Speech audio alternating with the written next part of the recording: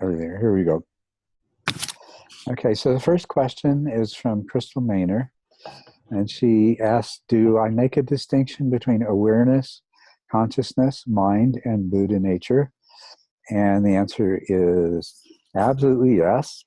And she goes on to ask, if so, what are the distinctions and the relationships amongst these four? And that's good. I will address that. So perhaps to look at mind first, and I am very much a non-dualist when it comes to the mind-matter dualism that actually pervades people's thinking normally, and that Rene Descartes is very famous for having articulated so clearly. Non-dualism can take the form of materialistic reductionism that says no, mind and matter aren't different because mind is just something that matter does when it reaches a certain level of complexity. And then there are the other kind of reductionists who are known as idealists, and they're the ones that want to reduce everything to mind, say there's no such thing as matter, that matter is just a story the mind makes up to explain its experience. And there is a third kind of non-duality, and this is how I see and experience things, which is that neither mind as such nor matter as such exists.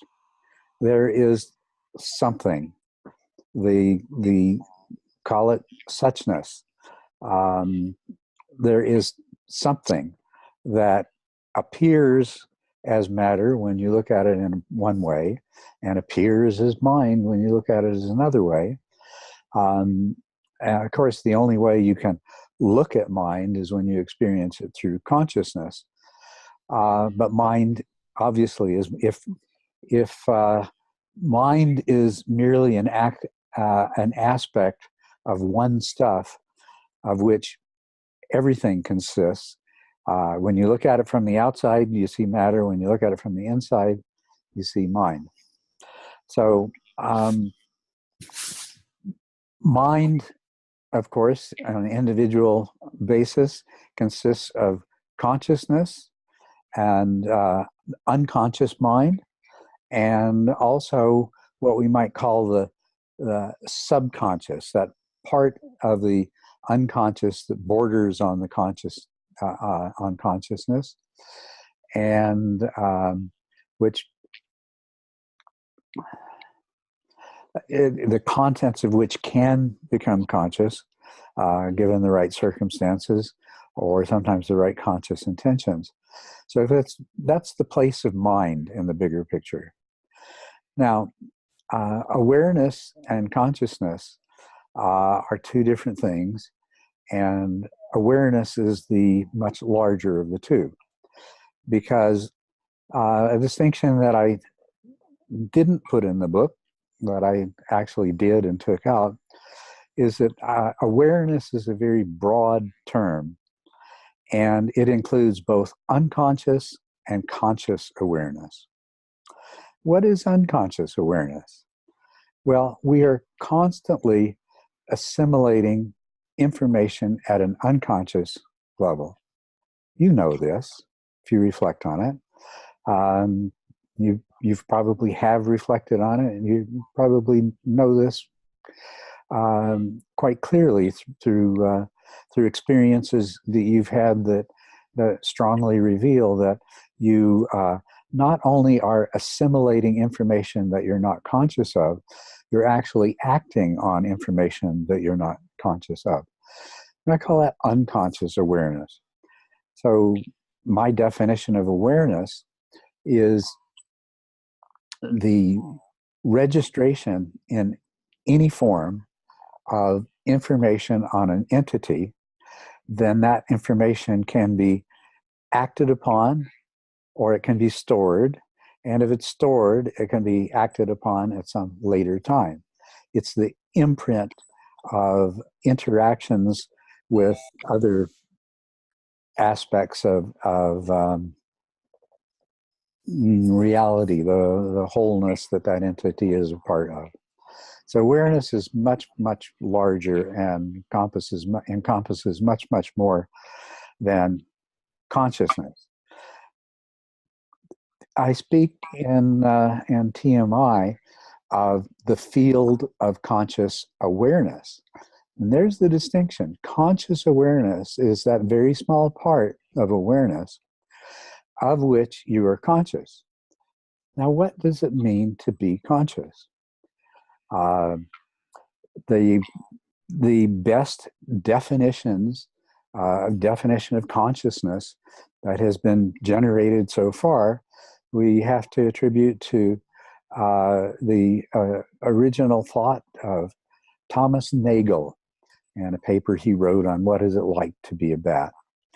And this has been worked with by people in the area of consciousness studies for several decades now.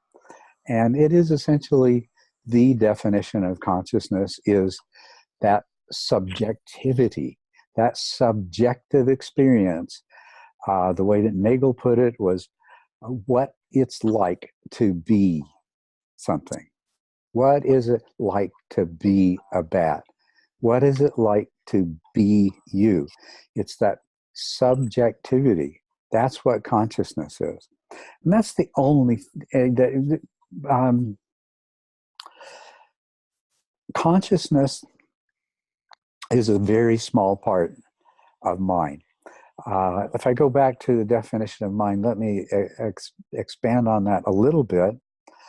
We experience our individual minds, but if, as I said, in a non-dual reality where what appears to be mind and what appears to be matter are just two different ways of seeing one stuff, then one of the things that I see everywhere is that there is a parallel in mind for whatever we find when we study matter and energy.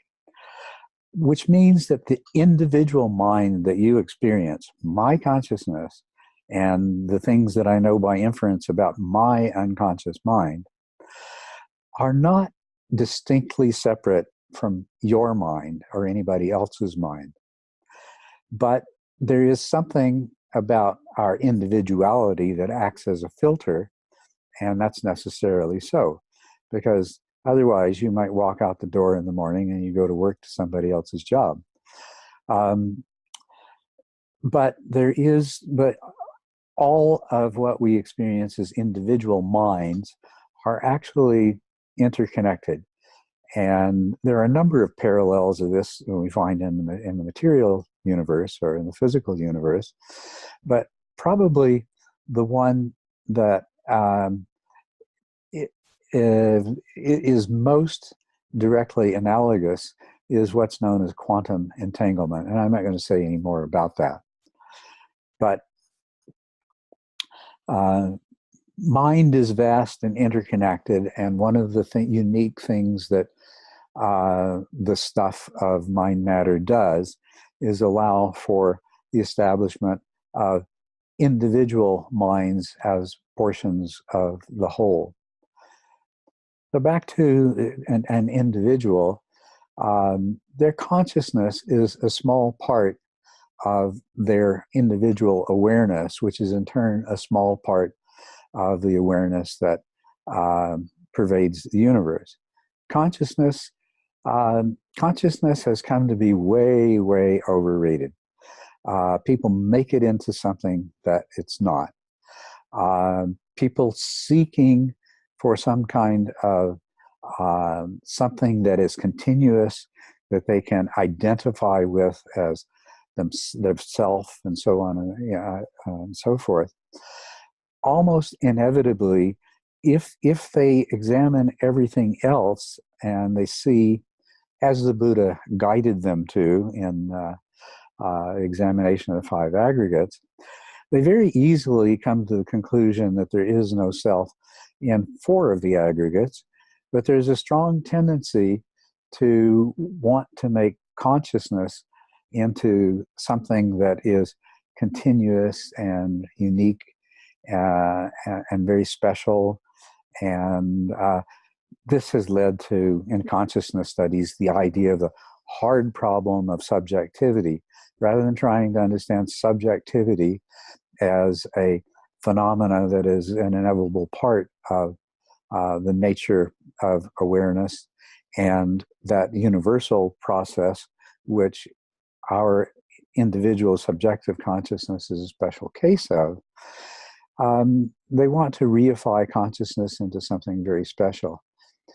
And that has been incredibly confused further by the Tibetan notion of Rigpa, which people always want to make into consciousness, which to which it is quite related, but Rigpa really refers more to the quantum entanglement-like aspect of mind than it does to consciousness. Consciousness is information exchange that takes place in our minds. Information exchange is taking place throughout the universe at every level. When it takes place in our mind, because of some of the unique characteristics of our mind, primarily that of information storage in the form of memory, both very short-term memory, longer-term memory, things like this. This creates the reflexive activity of consciousness that gives rise to subjectivity. So there really is no hard problem there. So, but that's what consciousness is. And so to go to Buddha nature, what is Buddha nature referring to? The Tathagata Garbha. Garbha is like an embryo or seed. The Buddha nature, I see and experience as something that is closely akin to mind and is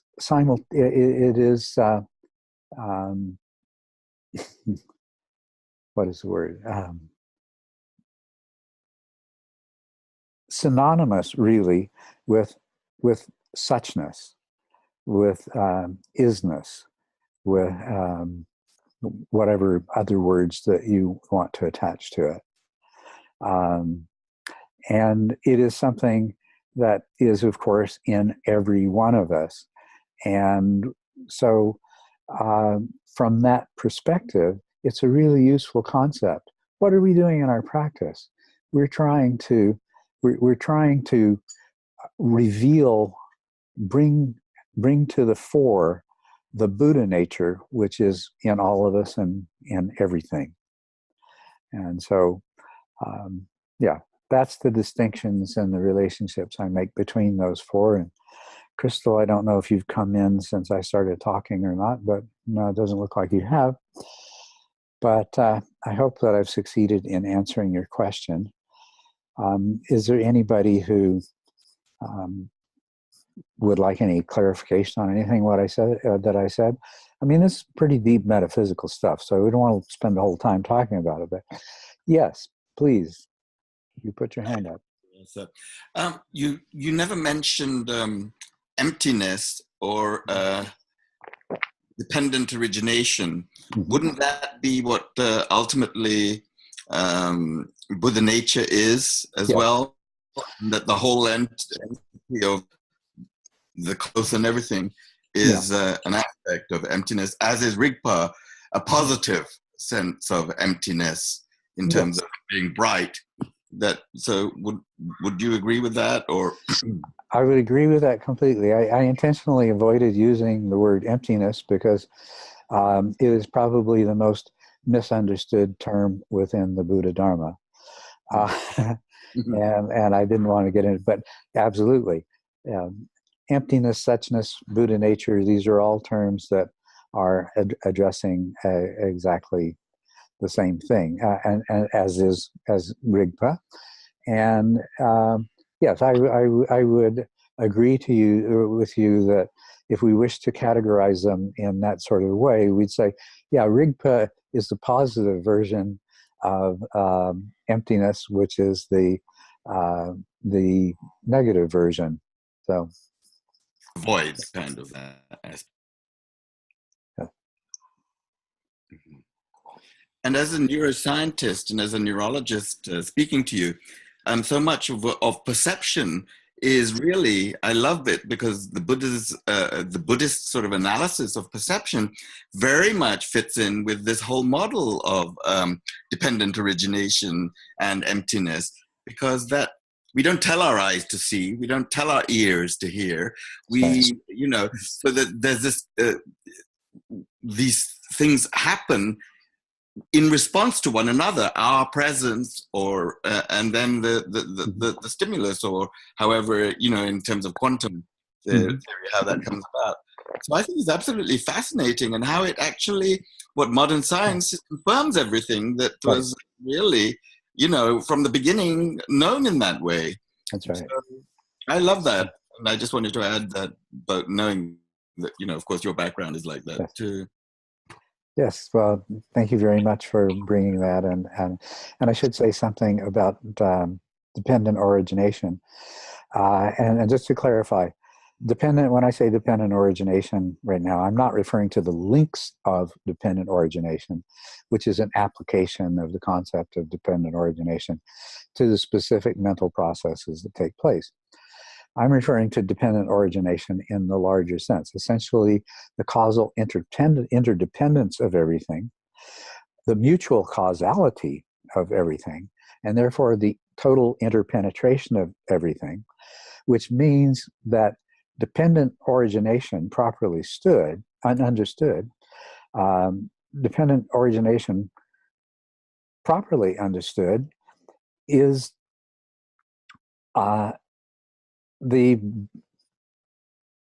probably the best description of suchness that we have, that there exists nothing outside of this realm of causality, but this is not the kind of linear causality that our puny little human brains like to play with.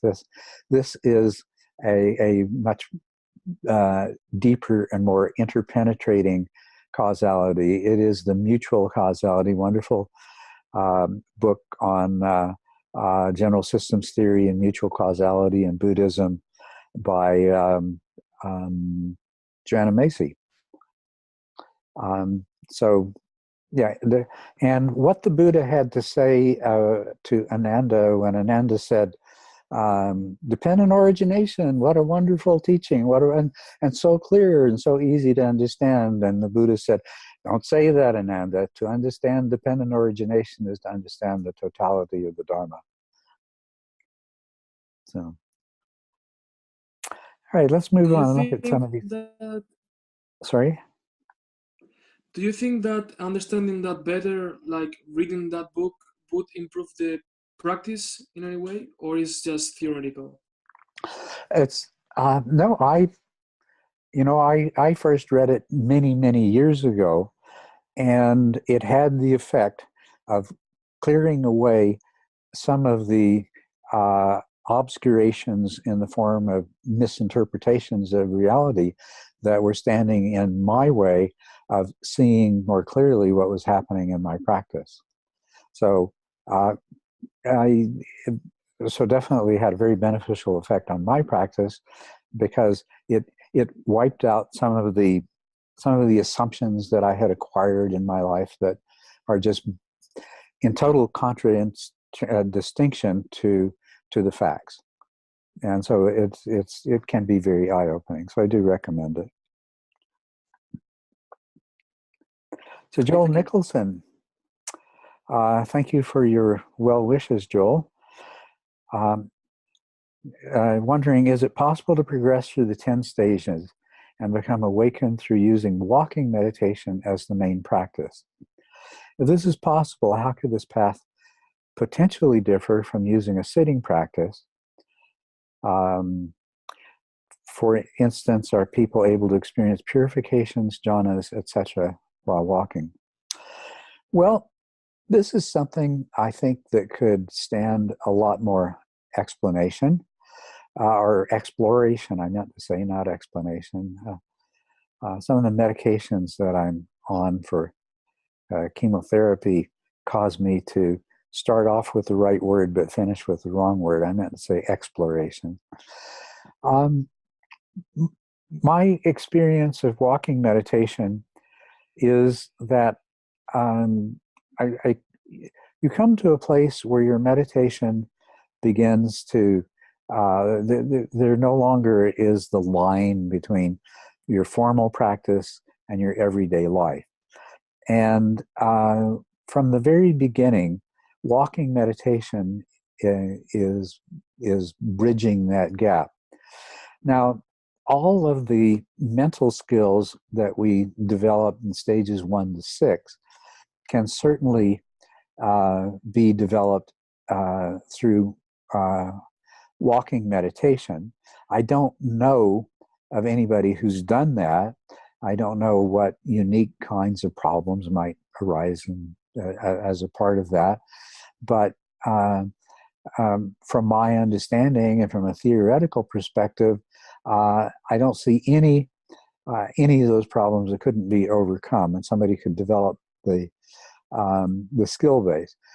Now, as for these other things, or can you experience purifications? Well, as a matter of fact, people do experience purifications outside of meditation.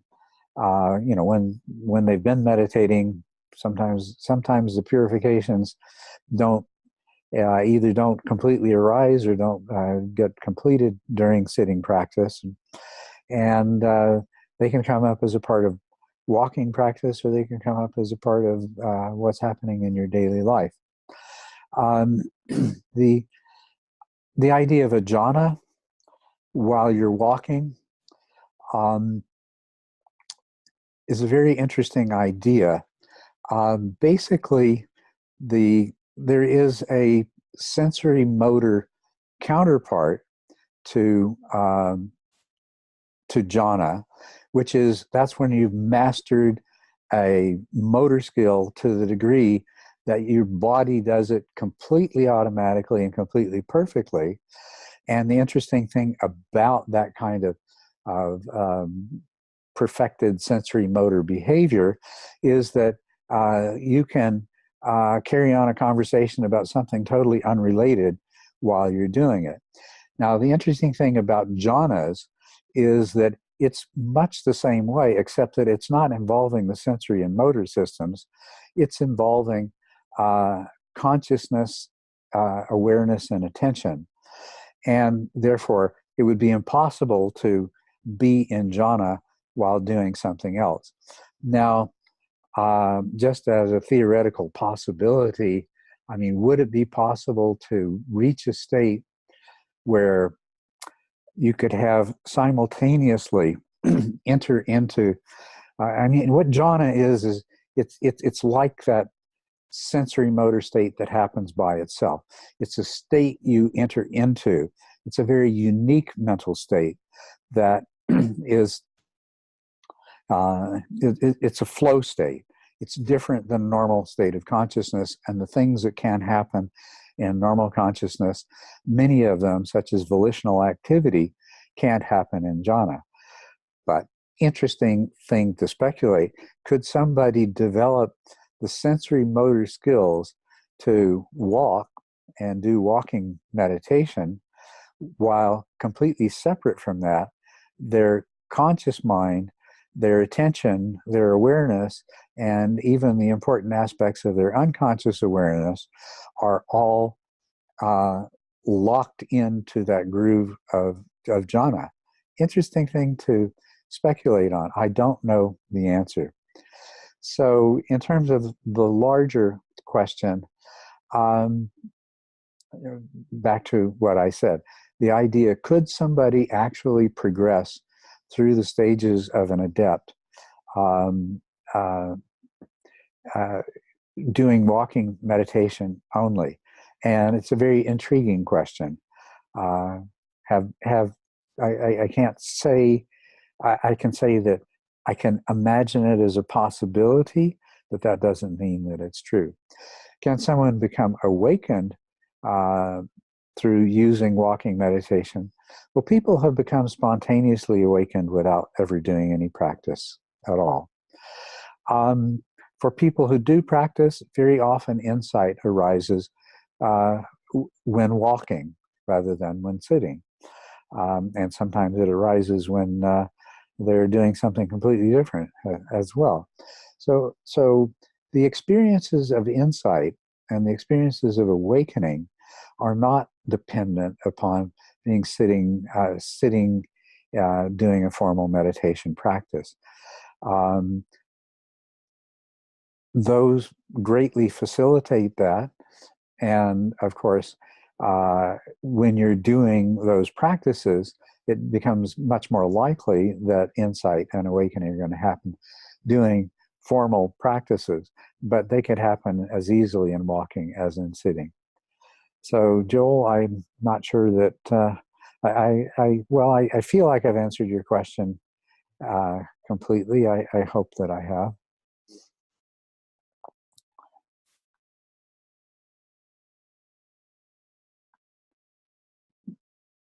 And I hope that to the satisfaction of those of you who are listening. David Carpenter, in The Mind Illuminated, in your discussion of the body scan, you discuss the traditional meditation on the elements, in particular the wind element, and say that Tibetans call the breath-related sensations that arise from this practice inner winds. As I'm sure you know, these inner winds are what is called prana in Sanskrit, yes.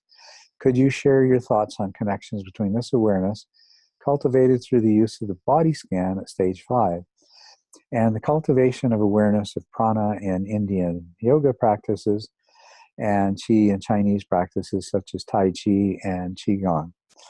How are they related to the phenomenon of piti? Can one experience piti? Well, I'll deal with those other questions afterwards.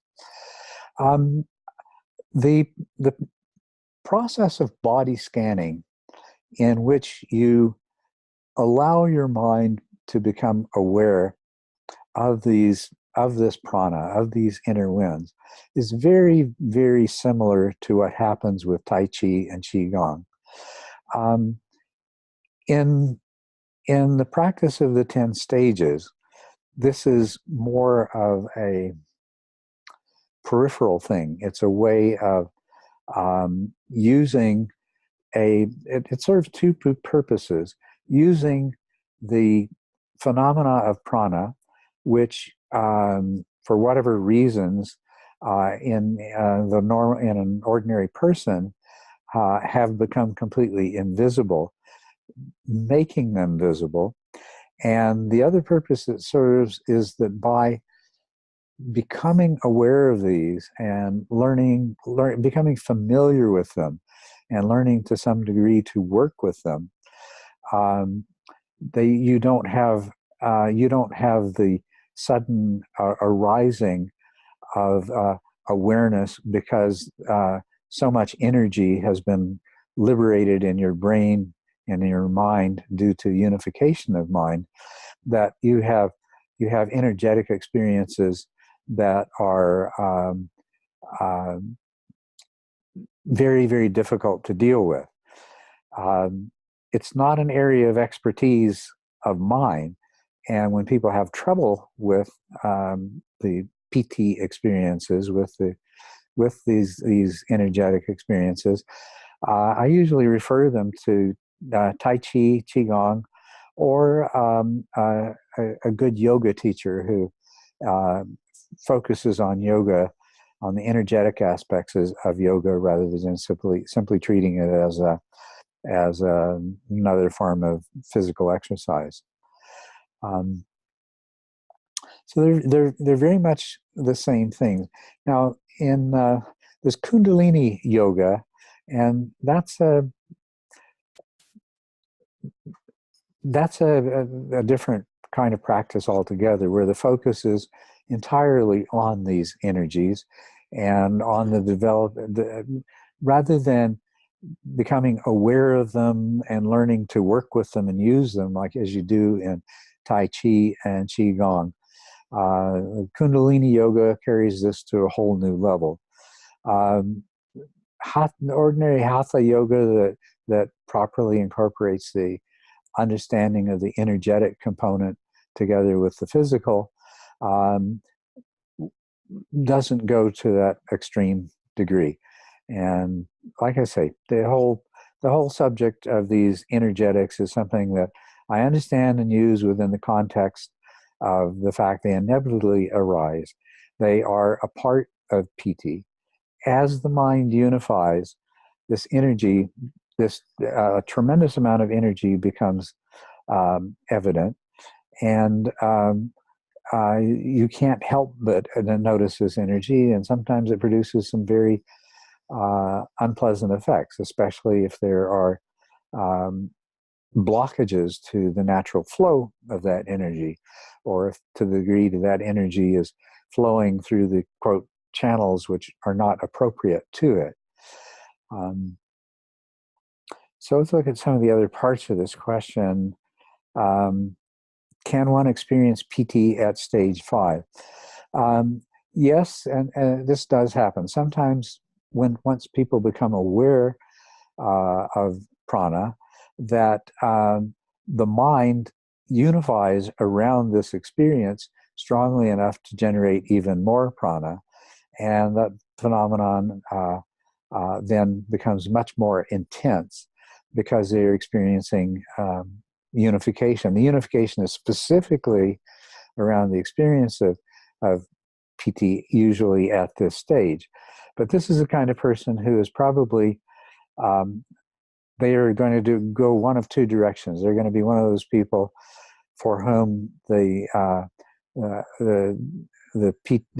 energetic aspect of PT becomes problematic and more difficult to manage, or they're going to become one of these people for whom it is so easy, it comes to them naturally.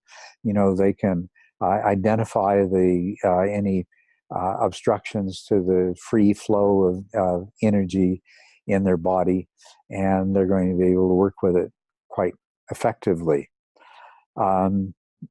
So David says, I frequently experience energetic flows in my body while sitting, but I'm just at stage 4, just starting to do the body scans recommended for stage 5. So that's, David, you're one of those people that I just spoke about. What I highly recommend is that you don't set out to pursue an increase in the intensity of these pranic experiences. Rather, let them develop naturally.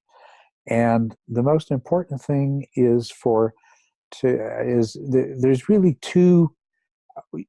There is a kind of movement of the prana which is from the core to the periphery and back to the core, a circulation of prana. And you can experience that as extending beyond the body through the soles of your feet and the palms of your hands and the top of your head and certain other parts of your body, where you're not only experiencing the flow of prana from the core to the periphery, but beyond into the universe and then back into the body.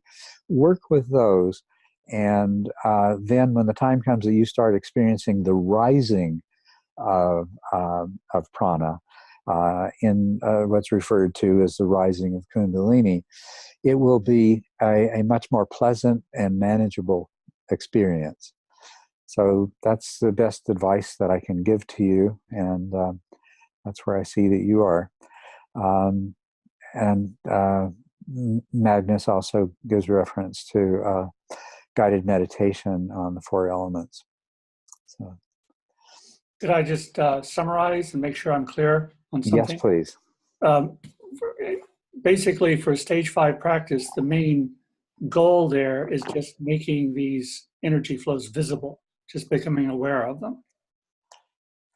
Well, and that's, could you repeat about how it fits into this the 10-stage process. Sure. At stage 5, actually, the goal is to make a significant jump in the conscious power that you have, in intensity and the clarity of your attention and your peripheral awareness. That's the end. The most important thing about the body scanning is not the discovery of the energy movements, or of the breath. Here we refer to them simply as breath-related movements, but rather this looking for them, the searching for them, and searching for them, the finding them, and then finding them more and more. These are wonderful and very, in the long run, very beneficial and useful things to happen. But you can complete stage 5 and completely fulfill the purpose of the body scan at stage 5 without ever actually having succeeded in discovering these, because it's a means to an end, and the end is that complete overcoming of subtle dullness and the ratcheting up of the power of consciousness, both attention and awareness. Thank you. You're most welcome. Yes. Let's see. Adrian, are the degrees of intensity of craving or the hindrances in general? If so, are this degrees related with the amount of conditioning that is beyond their manifestation? Adrian, I would think that this would be something that would be pretty self-evident, unless perhaps you're tending to apply some much more restrictive and narrow definition of craving and the hindrances. I believe we all experience that craving arises in a vast number of degrees, craving of the extremely intense or mild or anywhere in between. And the same thing with the hindrances in general, doubt, worry and remorse, that they do occur in degrees. And yes, you're absolutely right. Conditioning is one of the factors that has to do with the intensity of craving. Now, there's an interesting thing about craving, that the more you indulge in craving, the stronger craving becomes. But for many things, it's interesting, it reaches a peak and then it falls off. We might compare this to what happens with various forms of addiction. There's all kinds of addictions. And craving will increase the more you indulge in the gratification or satisfaction of a particular craving, the more intense that craving becomes, up to a point. And then you reach a point where the degree of satisfaction that it produces diminishes. And very often, the sort of ordinary experience is that that craving and the indulgence in that craving will tend to pass away, but the craving in its native form remains strong. So what you do is you look for a different object of craving. Now, addiction is an interesting example. Exactly the same process happens. Whatever it is that produces that addiction, and you can be addicted to all. There's a wonderful book about addiction by Gabor Mate. I believe the name of the book is Hungry Ghosts. Anyway, and he talks about his own addiction to purchasing music CDs. So you can become addicted to all kinds of things. What what is different about addiction from the peaking and the disappearance and then the looking for something else?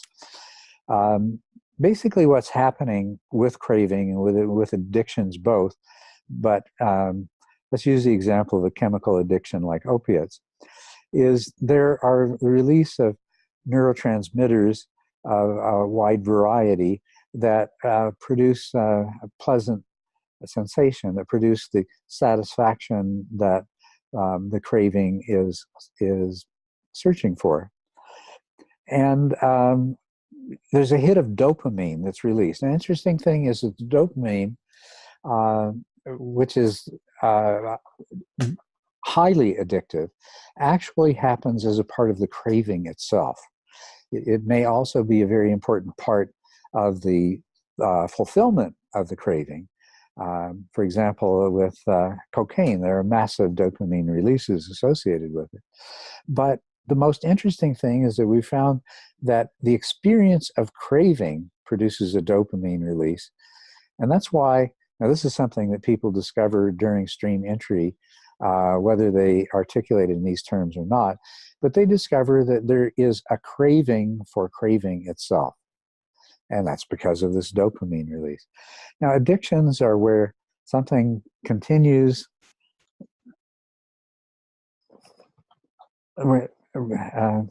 Thank you, Elizabeth, for that message. Addiction produces, as I say, the release of powerful positive neurotransmitters, and dopamine is a principal one of those.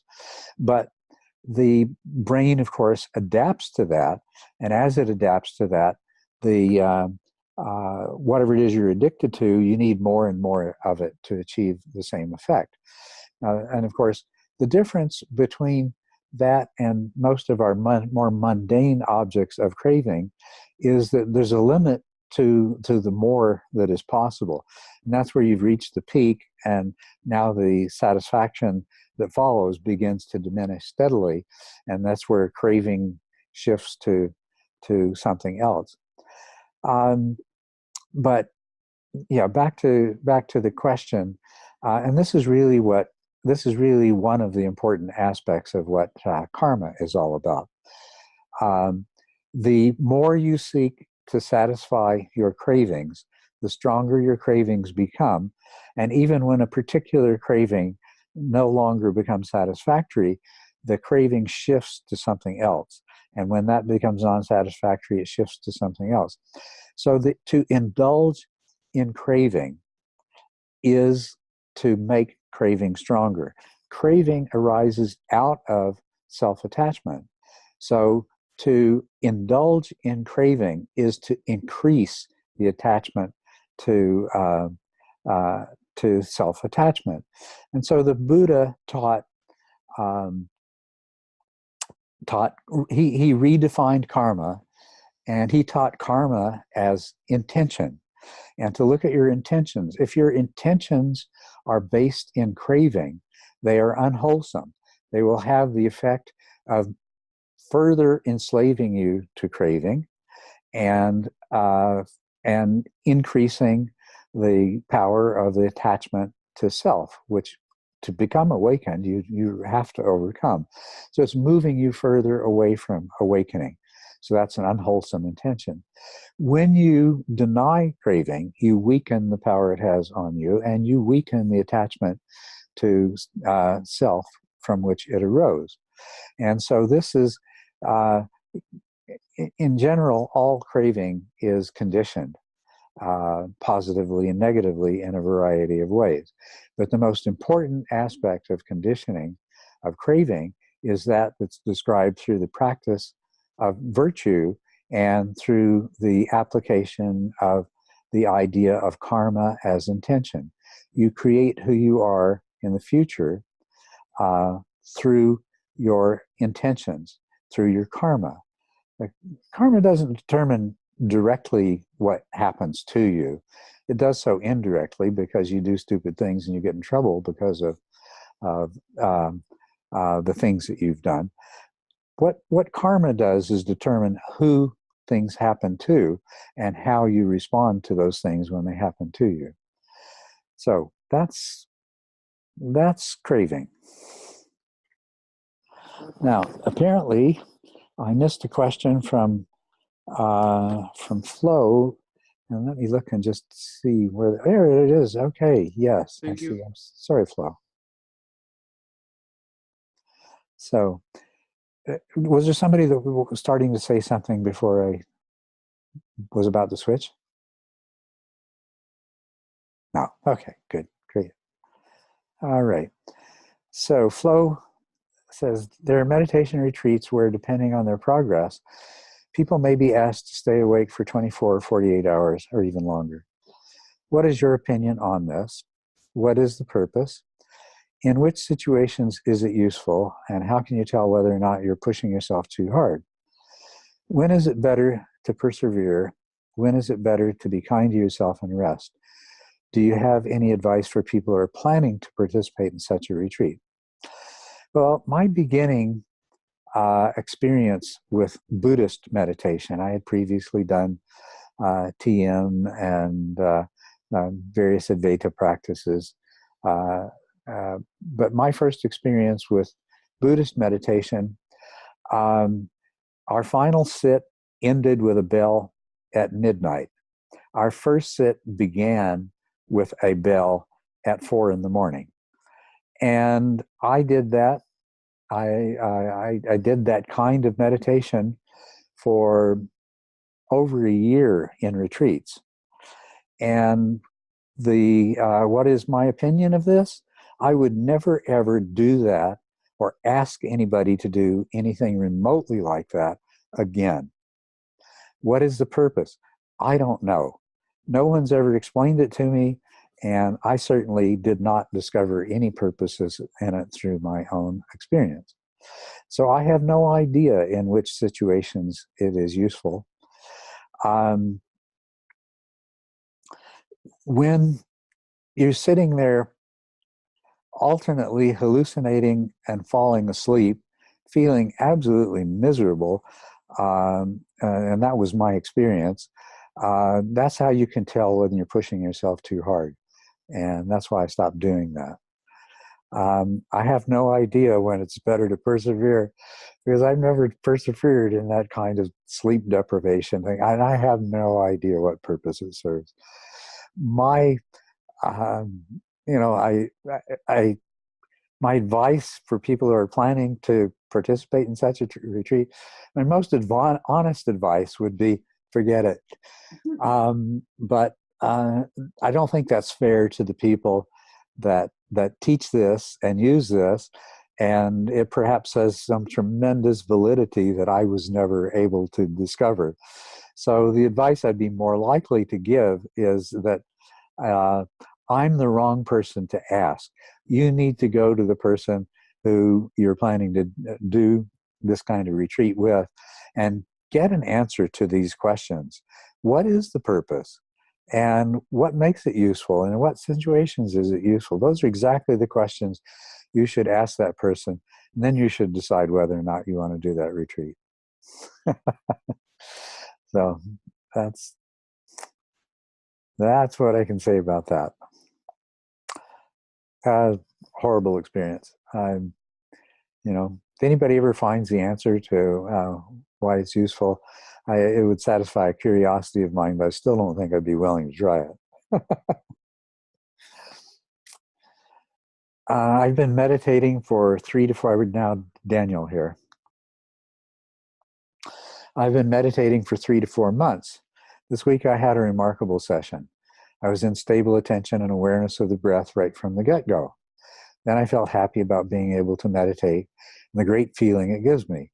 Suddenly a strong tingling sensation came from the back of my neck, grew over my head, my whole upper body.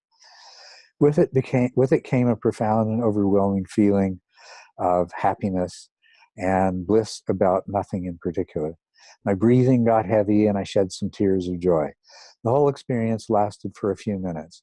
The rest of the sit was great as well. And there was even a second, less intense wave of bliss. So you've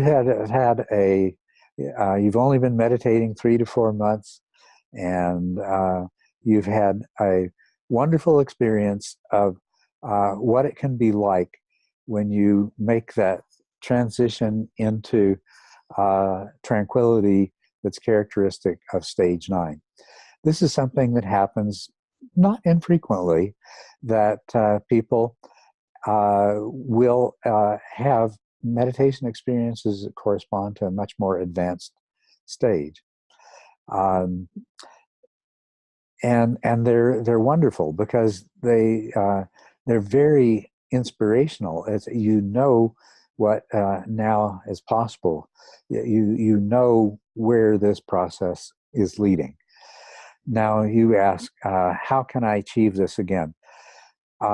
Daniel, the best way to achieve this again is just to keep on practicing to develop the skills that allow you to repeat this intentionally, that bring you to the place where you can experience this development of shamatha that usually only happens at stage 9.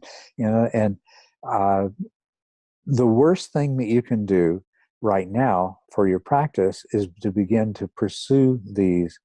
Try to make it happen again.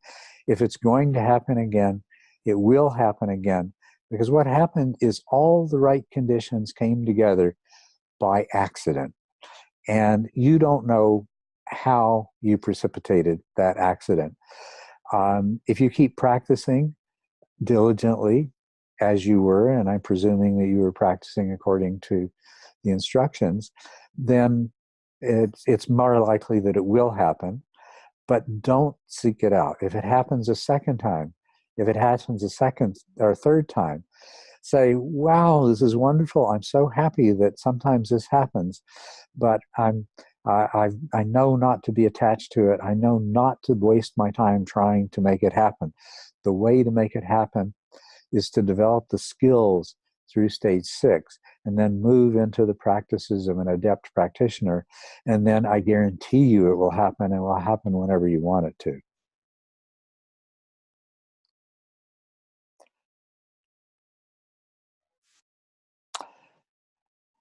So I'll just have a quick check. Is Daniel here? No, don't see any Daniel. So anyway, Daniel, I hope when you listen to the recording of this, that this was what you needed to hear. Phil, the concept of stable attention is clear. Describe the distinguishing characteristics of access concentration, one-pointedness, and absorption, i.e. compare and contrast these terms. Okay. Access concentration is where you have stable attention. Okay. You have exclusive attention, or at least you're approaching exclusive attention. There are very light jhanas, the access concentration for which is not as stable as the concentration that you develop later. But when you have sufficient stability of concentration, that you have what I call exclusive attention. Now, the term one-pointedness, I really don't like that because people misunderstand it. People understand one-pointedness, and there's a lot of things that have been written and that you'll read that describe one-pointed this way. You have single-pointed attention on a particular meditation object, and there's nothing else in your consciousness. And that is the worst place that you could end up. Believe me, it is not a good place to be. What is not explicitly mentioned in the jhana factors, but I'm going to tell you about a sutta. There must be, in order to have a successful jhana, there must be powerful mindfulness. There must be powerful introspective awareness. Now, if you look at the description of the jhanas, you'll see that in first jhana, there is directed and sustained attention. Well, let me digress a little bit. There are people that take vitakka and vichara and they translate it in all kinds of absurd nonsense ways. Thought and discrimination. The most recent one I've seen is directed and sustained effort. This is nonsense. In terms of consciousness, the only thing you have that you can direct and sustain is attention. There is absolutely no question that vitakka and vichara refer to directed and sustained attention. So you have stable attention. You have directed and sustained attention. You can call it one-pointedness, but only if you think of it in terms of exclusive attention coupled with powerful introspective awareness, meaning that you're in a state of mindfulness. Now, the sutta I'm referring to is one where the Buddha is having a conversation with a Brahmin. Now, the practice of the jhanas is something that predates the Buddha. You'll remember his very first teachers taught him the advanced jhanas, and he rejected them as a path to enlightenment. So he was speaking with a Brahmin who was familiar with jhana practice. And the Brahmin was asking, he said, I don't really understand how jhana can lead to awakening. And, so Venerable Sir, can you please explain to me how jhana can lead to, how absorption of jhana can lead to awakening? And the Buddha's reply is, when jhana is practiced with mindfulness, it leads to awakening. So here is where he points to it directly. The classic formulation of directed and sustained attention, joy, and happiness as the jhana factors doesn't include that, but it's implicit in it. So that's the distinguishing characteristic of access concentration, is sufficiently stable attention and sustained, powerful introspective awareness. And that involves a sufficient degree of unification of your mind that you will experience some joy and sukha that's associated with the joy that arises out of the joy. And when you experience that, you know that you're in access concentration. And now, now you can slip into that groove that I talked about earlier. You can slip into the groove of jhana. Now, when you look at the four jhanas, I started to say this earlier, you see that directed, before my digression, you see that directed and sustained attention is only present in the first jhana. So, what form does consciousness take then in the second, third, fourth jhanas? What form does consciousness take in the formless jhanas? Because attention is gone. How? Well, the answer, I think, should be self-evident.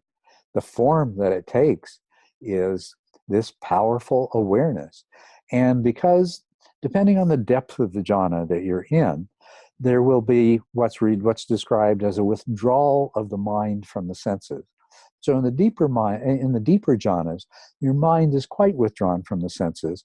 And so therefore the mindfulness that you experience and the consciousness that you experience in jhanas 2 and further is that of of metacognitive introspective awareness.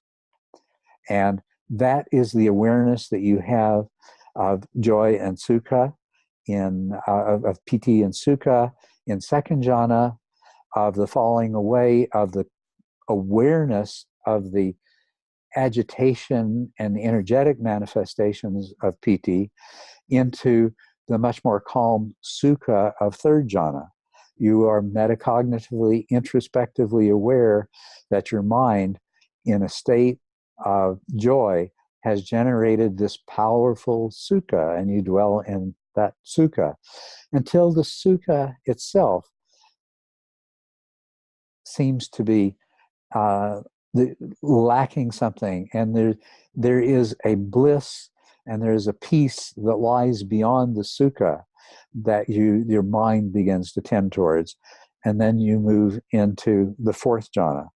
Now, from the fourth jhana, with this powerful metacognitive introspective awareness, you can do all kinds of wonderful things. Shinzen describes one of the things you can do there as the exploration of the realms of, how does he put it, magic and mystery, I think, or something like that. And certainly you can explore all of those things that Jung was talking about as the collective unconscious. You can do the practices that are associated with the siddhis. You can do all of this in this absorbed state of metacognitive introspective awareness. But let me back off from what I said. You are not doing this. You are not in jhana to the degree that there is anyone there who can do anything. Okay? And I know a lot of people describe things as jhana that are not jhana. When you're in jhana, it's like when you're in a flow state doing some worldly activity. Say you've been learning to juggle, and you get to that place where you can keep all the balls in the air, but the thing is you can't think about it. You're not doing it. It's just happening. It's a flow state. Jhana is that kind of flow state. When you're juggling those balls, if you think about it, if you even have a moment of, wow, I'm doing this, what happens? You miss the ball. Now, eventually, it's a sensory motors type of flow state. So eventually, you can get to the place where you can be a juggler and you can be talking about metaphysics with somebody while you're still juggling, keeping all the balls in the air. But of course, consciousness isn't like that. So jhana is a place where you get to fourth jhana, and depending on the intentions that you go into the jhana with, you can do all kinds of weird and wonderful things. But one thing about jhana is if you find yourself engaging in volitional activities, you've either come out of the jhana or you weren't in jhana to begin with. So that's the characteristics of access, concentration, and jhana. And I really wanted to go into that degree of detail because I just keep coming across, it used to be when people talked about jhana, they understood it as the shift into this state. And then we ended up having big debates about the really deep and difficult to attain jhana described in the Visuddhimagga, and the kinds of jhana that's described over and over again in the suttas. And people were calling it the sutta jhanas and the Visuddhimagga jhanas. And there was the argument that the only real jhanas are these really deep Visuddhimagga jhanas. I used to believe that till I did a retreat with Lee Brasington. But it turns out that there are all kinds of jhanas, and that even the Buddha himself used the word jhana sometimes synonymously with meditation that wasn't describing a flow state. What's happened more recently since that debate between the Visuddhimagga jhanas and the so-called sutta jhanas, by the way, in the suttas, the Buddha describes jhanas of every depth you can conceive of, including those in the Visuddhimagga, so there's a false distinction anyway. But nowadays, I'm discovering people describing all kinds of things as jhana that are not the kind of unique flow state, that special state the mind can enter into. And so now I'm learning that when somebody starts talking to me and they say, well, I enter jhana, and I say, please don't use the word jhana, just describe to me what the experience was like. Because when somebody says jhana nowadays, I have no idea what they're talking about anymore. So thought I'd mention that. Can metta practice assist in achieving and sustaining the mindset? Absolutely. As a matter of fact, in the descriptions of the jhanas, there are jhana practices that are based on metta. There are jhana practices that are based on all of the four Brahma Viharas. And they do acknowledge that the particular one of the Brahma Viharas that you're using as the object to enter jhana can limit the jhana that you can achieve using that object. But yeah, the Brahma Vihara, the Brahma Viharas can definitely be used to enter jhana. And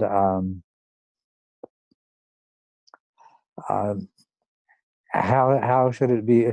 You basically follow the same formula, no matter whether you're using no matter what you're using for a jhana. The formula you're following is you're using that object until you reach the degree of exclusive, stable exclusive attention, introspective, powerful introspective awareness, and accompanied by a degree of joy and pleasure, and then you move those into a flow state. So if you were to take loving kindness as an object, you would develop it in that same way. So in the case of loving kindness, what's going to happen is you're going to be experiencing the loving kindness as an object of attention, but at the same time, it's flooding your awareness. And so, yes, and I if you're going to get into jhana practice, then by all means, experiment with Brahma Viharas. I would say practice a lot of the Brahma Viharas until you're really good at generating the mental states corresponding to the Brahma Viharas. When you're very good at generating that, then use it as an object to create access and to move into the jhana itself. Hope that helps, Phil. I see that you're here. Yeah, good. Glad to hear it. I'm probably going to have to pick up the pace here. I don't know if I know how to do that, but I'll try. What role do perceptual and sensory changes play in the path? I've noticed the dry insight practitioners on forums that tend to emphasize techniques like noting, like the Dharma Overground, tend to emphasize shifts in their perceptual functioning and senses over reduction of craving and an increase in positive emotions and equanimity, like I've seen samatha vipassana practitioners tend to do. These shifts tend to emphasize centerlessness and opening up of the visual field and luminosity, amongst other things. Yes, the way these things tend to be phrased seem confusing and unappealing to me. I'm not exactly sure what I'm asking. I'm not sure what you're asking either. But just pointing out an observation that I've noticed that maybe you could comment on, i.e., do the senses of the body operate a little differently before first path and then shift at each path? Is this a weird quirk that noting could have on the brain but isn't essential to practice? Well, let me deal with that. First of all, noting practice, I know it's referred to as an insight practice or a vipassana practice. It's not. It's an impermanence practice. That's the that's what it is. But there are some weird quirks that arise out of doing that particular kind of impermanence practice. But they're not very different than the kinds of perceptual alterations that happen with any practice.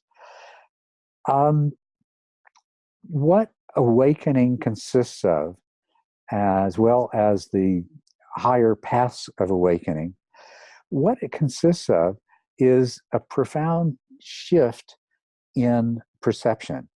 It's a shift in perception that results in corresponding changes of behavior. So no matter what practice that you're engaged in, as your mind brain is moving in the direction of this new perception, basically I could sum it up as perceiving yourself and the world from the perspective of the 5 insights, rather than from the ordinary perspective of being a separate self in a world of separate objects and struggling to avoid suffering and obtain satisfaction by attempting to manipulate your relationship between self and other. So that's the ultimate perceptual shift. But any practice you do is moving in the direction of that shift. Insights are big leaps in that shift. And stream entry and the subsequent path attainments are order of magnitude shifts, perceptual shifts. But these perceptual shifts are something that's happening in the background as a part of the practice, as a result of the practices that you're doing, and as a part of the process that's leading you to these larger shifts in the form of insight and awakening. I find that to dwell on these to any degrees is to be sidetracked and misled. The advice is to accept them, allow them to happen, and this is the kind of advice that you'll find throughout the Mind Illuminated. Whatever comes up, no matter how weird and wonderful it is, and yes, I know you can't ignore it at first, and you're going to give it some attention, but as soon as you're capable of, you want it to just let it be there.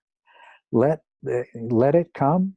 Let it be there as long as it wants or needs to be there, and let it go when it goes, and don't chase after it.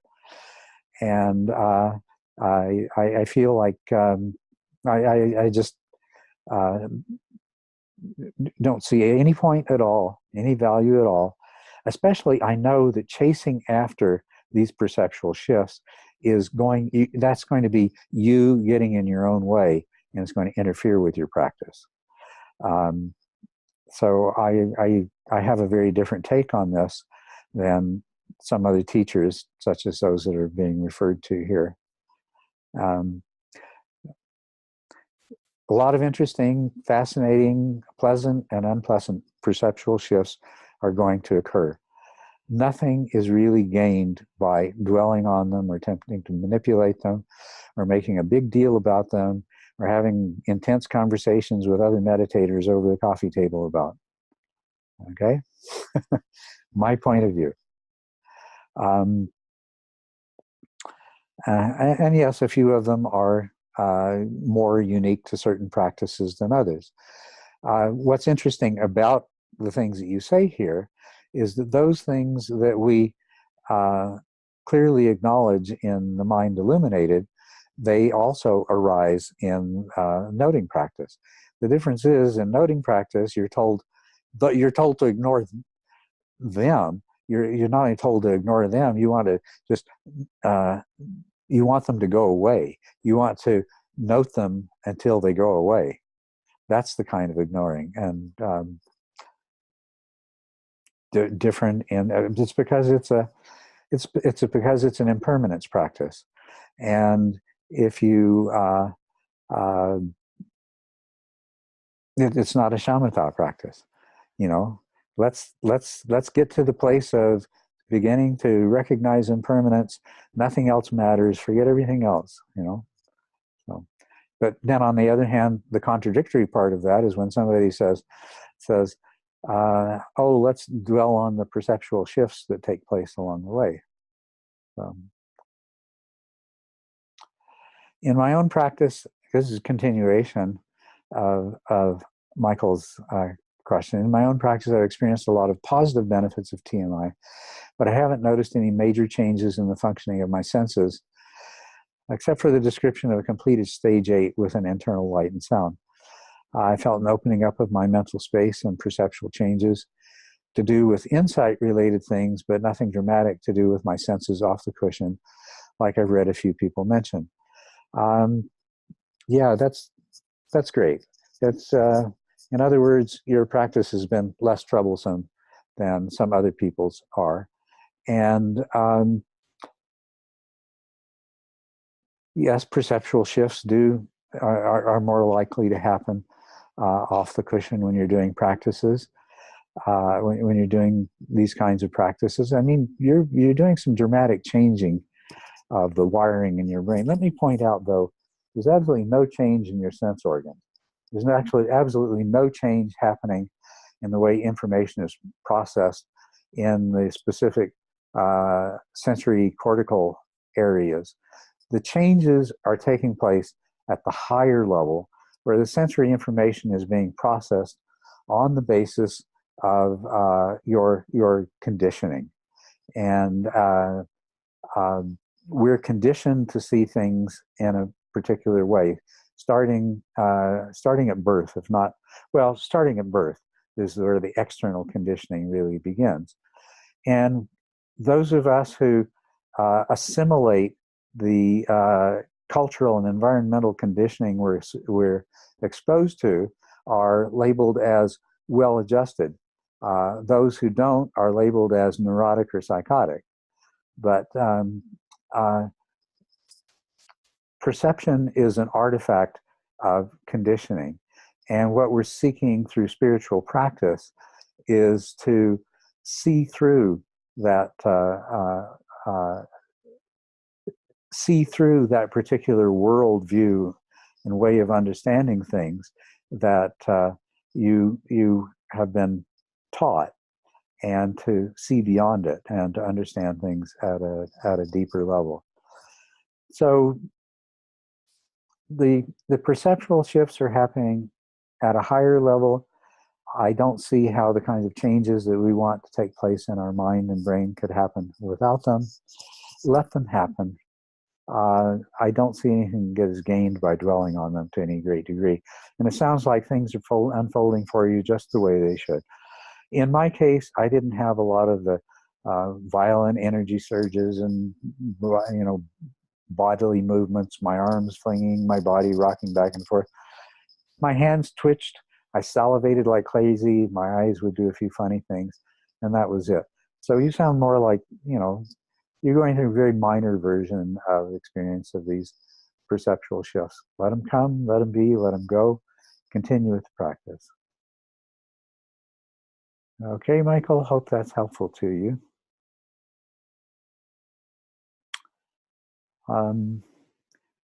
Kevin, can you speak about your experience of going through the awakening process as a layperson in a committed relationship? And if possible, and if not too personal, what it was like for your partner to be with someone going through awakening?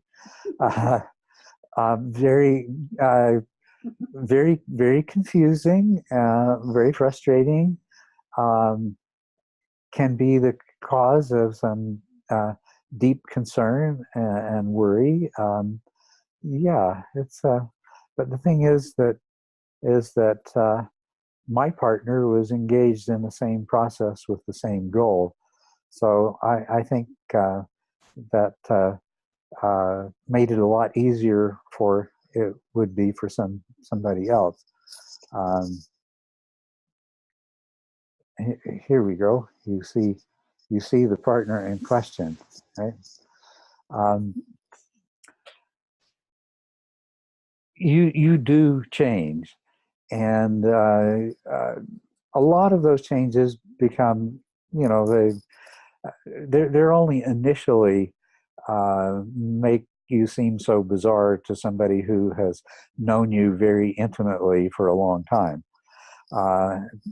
Eventually, there's a combination of them becoming the new norm and them not being as exaggerated as they were before, as they were early on, after a path attainment event has occurred.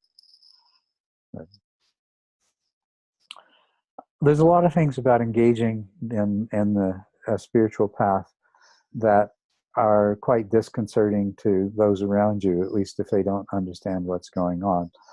One of the things that people find fairly early on is they're no longer interested in the same thing. They don't have the same things in common with their friends as they used to.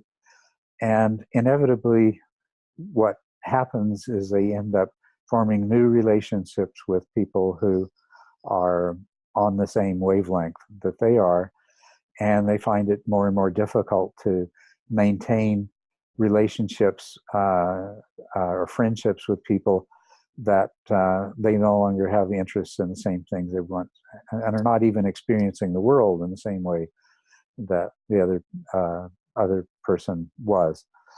In terms of your family and really and people that you really love, this falling away doesn't happen, but there is definitely a change in the kind of relationship that happens. So this isn't something that happens when there's awakening. This is something that you're going to, if you haven't already experienced it, gone through this, you're going to experience it earlier on in a spiritual path. As your values shift, as your life becomes more an expression of the Dharma, your relationship with other people are going to change.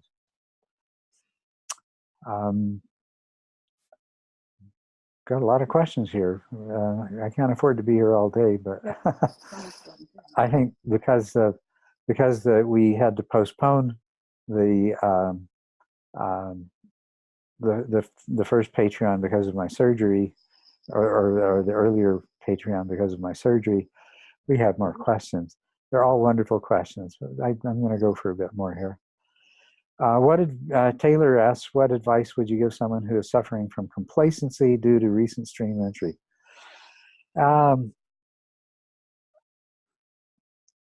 Get over it. My experience was exactly that. A very prolonged period of complacency. Not necessarily a bad thing, because I explored a lot of really valuable things during that time when I ceased to.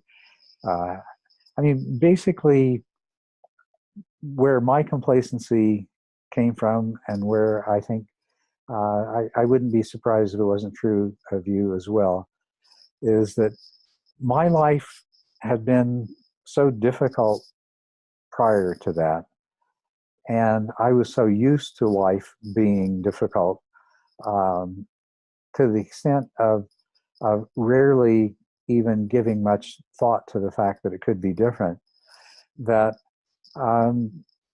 with stream entry, it's like, oh man, this is so much better than anything I've ever experienced before.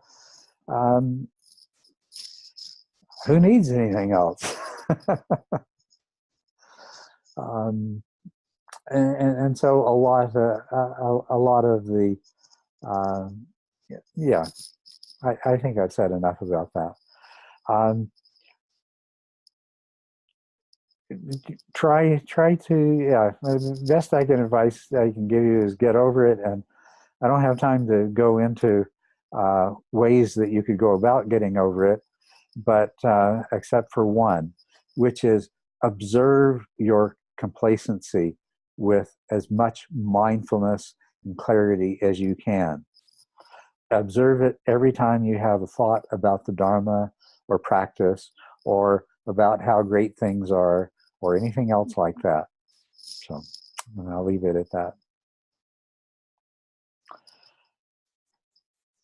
Matthias, what is your take on why there are so few people at and beyond third path? For example, Shinsen states in his book that he has only met 3 or 4 who perhaps were arhats throughout his life. I find it problematic that the higher stages of awakening seem so elusive, even for people that spent their whole life on the path. In a nutshell, over 2,500 years, by we, I mean Dharma practitioners of the Buddhist ilk, have lost our way. The Dharma has, things came to the point where the common belief in Southeast Asia was that there weren't any arhats in the world anymore, and the stream entrants were extremely rare. That's the degree to which the practice and the Dharma had lost its way, except for places like the forest tradition, and well, there were certain places where they kept to the old ways, and this was not such a problem. But the Tibetan idea that this is going to take you thousands or tens of thousands of lifetimes and things like that, these are all pointers to what degree. I mean, in the time of the Buddha, arhats were a dime a dozen, and stream entrants were, like raindrops. What we're trying to do, what Shinzen's trying to do, what I'm trying to do, Shinzen's approach is to synthesize a completely new meditative approach. Mine is to go back and try to find out what it was about those early ways of practicing that were so incredibly effective that we've lost the way.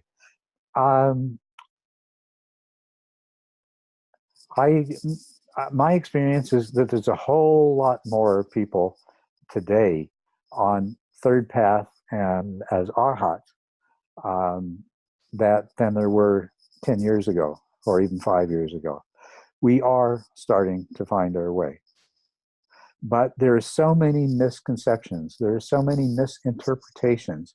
There's so much misunderstanding in the Dharma that, you know what? One of the biggest obstacles of all is, how can a person who has grown up from the time they were born with the idea that they are reincarnated, that their self is such a real essence, that it passes from one chunk of meat to another, which is actually literally what reincarnation means, carne, meat. How can somebody that's grown up with that experience a breakthrough into no self? Well, they can, but man, is it ever going to be hard. And if they do experience a breakthrough into no self, they still, even though they've had a profound realization that they're not a separate self, they still feel like a separate self. So what do? They go to work trying to find some way to account for this feeling. And this brings them back to generating a new kind of self.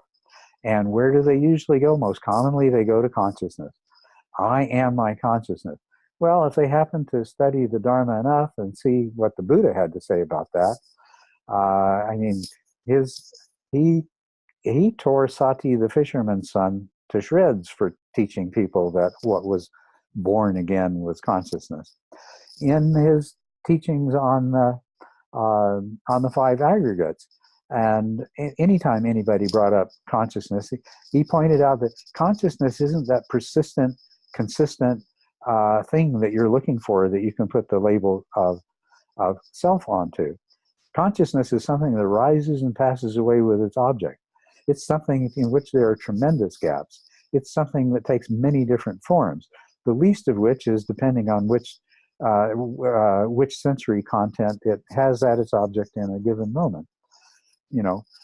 So some of these, a lot of things that have entered into religious Buddhism from other sources that either preceded the Buddha or that followed the Buddha, that got incorporated into Buddhism, those, I believe, are what have created the obstacles to the Buddha Dharma, the teachings of the Buddha himself, being realized on the kind of scale that they were back before all of these misperceptions had been so deeply ingrained in what we see as the modern Dharma.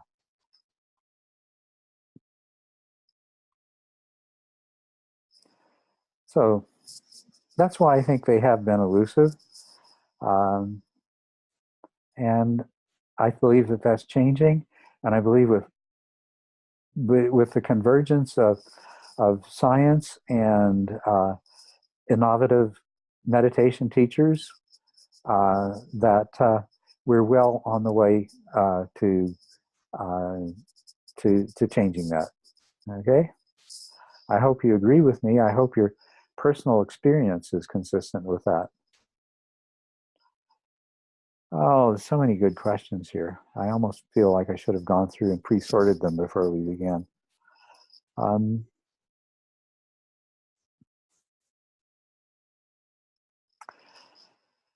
There's a question by Kevin Hing, I think, that I addressed fairly quickly. I'm not going to read the whole question, but it has to do with tinnitus. And, tinnitus is something, I have tinnitus. I have tinnitus that's a result of a partial nerve deafness because of working next to a noisy recording instrument in the laboratory when I was doing lab research. Tinnitus is something like, pain in somebody who has a chronic pain syndrome, for example. It's one of those things that is there. You have to accept it. You have to learn to allow it to be there, be in awareness. You're not going to gain anything by focusing your attention on it. Focusing your attention on it isn't going to make it go away. The experience you will have is that, I've heard that the human brain learns to tune out the ringing of tinnitus. Yes, you will have that experience in your daily life and in your meditation. But practice accepting it. The problem with tinnitus is not the tinnitus itself, any more than the problem of a physical pain is in the unpleasant sensation itself. It's in the mind's reaction to it. Having something that the mind reacts strongly to is a wonderful opportunity. You get to work directly with the tendency of the mind to have this kind of reactivity. And once you overcome that, when you come to the place where the tinnitus is just the tinnitus, and your mind no longer has to react to it, it just lets the tinnitus be, you will have discovered at a very profound level something that is immeasurable in its value. It's directly comparable to the discovery of the distinction between an unpleasant sensation arising from pain receptors in your body and the mind's reaction to it, which generates the suffering, the whole two arrows thing that the Buddha talked about. In other words, you've discovered the first and second noble truths in a very profound way. Dealing with tinnitus, dealing with pain, these can all be aids to this very profound understanding of the truth of suffering and the truth of the cause of suffering, and also the truth of the overcoming of suffering too. So,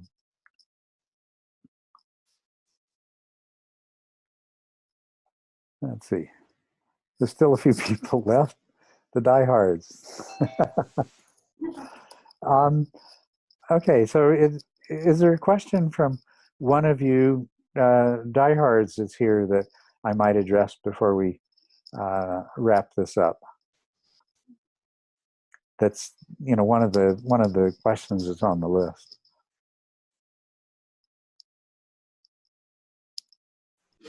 Did you get hello, Chila. Okay. Yes, CR Scott.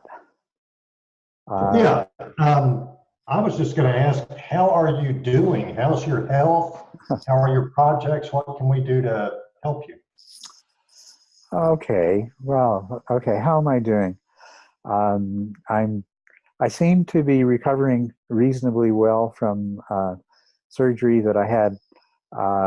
It'll be 3 weeks ago yesterday, except I woke up to discover that there was an abscess developing in one part of the incision, the rest of which is healing up quite nicely. On the whole, I'm doing well. I'm responding very well to the cancer medications. There's a lot of work, part of your question was how my work on the book was doing. It continues of necessity to be in a gestational stage longer than I expected it to be. I am reading and thinking about it, and finding and not really finding much time to actually sit down and put these thoughts down on paper. But actually, I see that as a good thing. The reason for that is something that is really quite good news, and that is that Dharma Treasure is taking over Kochi Stronghold Retreat. That's in the long run, that is something that's really wonderful. It's a wonderful thing for Dharma Treasure. It's a wonderful thing for all the Dharma Treasure teachers. It's a wonderful thing for all of the practitioners of TMI who will have a place that they can do solo retreats. We're going to include a program, and we've already started in January, of having resident teachers on site, in addition to my presence, which will be there will be somewhat less of, so they can focus on the book. But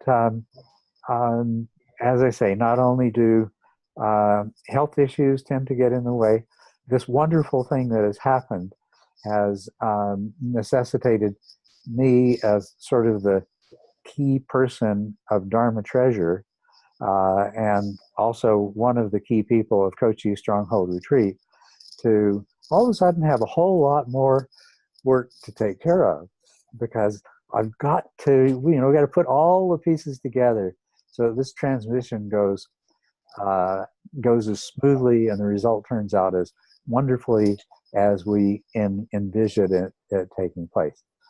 What is there that you can do? Well, we need some help with this, and we're going to need in an ongoing way.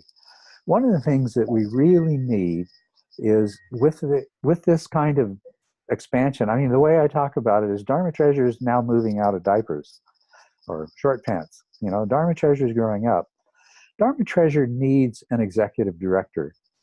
Really needs somebody who's capable, enthusiastic, totally into meditation and Dharma, who has the skills and abilities to serve as an executive director for Dharma Treasure. And we see that as probably being more of a part-time thing, at least in the beginning. But I can't say that if there was somebody that could only do it full-time, then we might roll into that some of the other assistance we need. We need various kinds of on-site management, which is a different kind of skill set, because now this is management of a facility, a lot of buildings that need to be taken care of, management of a flow of people that are coming and going, management of a situation in which there are people in retreats of a month, 2 months, 6 months, intermingled with people who are coming from shorter retreats. The management of the flow of resident teachers, meeting the needs of all these people while they're on site, things like that. So if there is a need that we have, it's to get some really keen and capable people on board to begin filling some of these roles. And so if you are, or if you know of, or if you meet up with somebody that you think might be someone who could help us in this, then please put them in touch with us. And of course, I wouldn't expect somebody to say, oh yeah, sure, I'll be happy to come and become the executive director of Dharma Treasure. I mean, it would be a kind of thing where I do expect that person, they'd want to find out, well, what does this entail anyway? And maybe grow into it. I'd love to have that person show up tomorrow so that as we make this transition, they're a part of it, and then they can figure out how they would fit into the transition in the long term. Once the transition is complete, what role they might play in the long term. So if you are, or if you know of anybody that fits that description, That's what we're putting out to the universe. Hey, universe, I know you've got these people out there, and this would be a wonderful thing for them and really make them happy. So bring us together, please.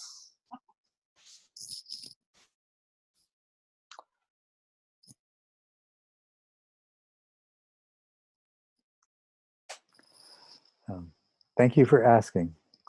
But yeah, this is a wonderful new development, and we're very excited about it.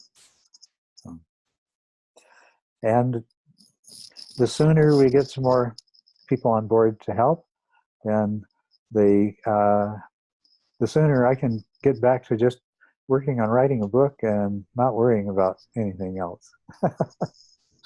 Well, thank you very much for asking that. So I think this is probably a good point to wrap this up. I'm not sure exactly what to do with the remainder of these questions, and maybe Ted and I will talk about this some point in the near future, because I don't feel happy with leaving all these wonderful questions undealt with. So we'll see if we can find a solution to that, okay? In the meantime, thank you very, very much for joining me today. I hope that you've enjoyed it and found it useful.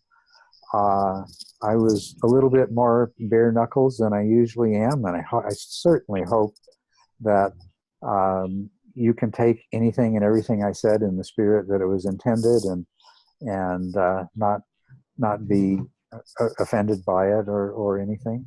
So I think that's one of the privileges that comes with getting older and approaching the end of your life, is you have the right to be blunt and say the things that you think and feel. So anyway, thank you once again. I thoroughly enjoyed it. I hope you got value out of it, and I look forward to next time. Okay? Thank you. Thank you.